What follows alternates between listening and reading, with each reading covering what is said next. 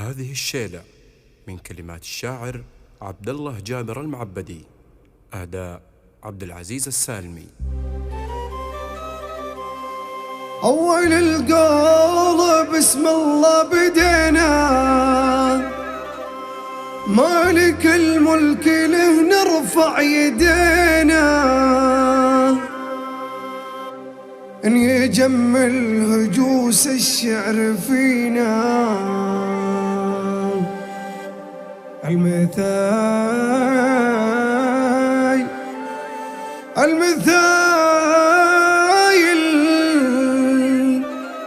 مهمتها كبيرة.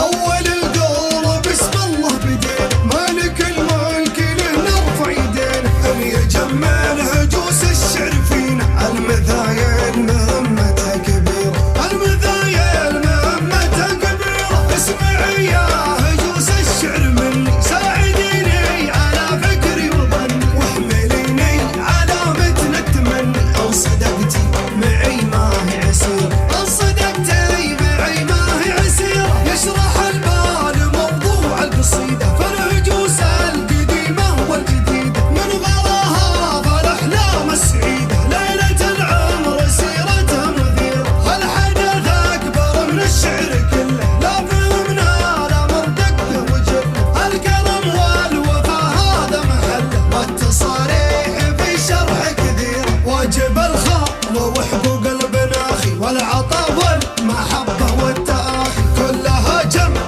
ما فيها تراخي. كيف لقادها شيخ العشيرة، كيف لقادها شيخ العشيرة. يا عساني على الموقف مجمل، حسب ما الناس في وضعي تأمل. أبذل الجهد في الموقف وأكمل، والله أعلم بصدقي والسريرة، والله أعلم بصدقي والسريرة. مرحبا باسم شيخ له مكانه، كاسب المدح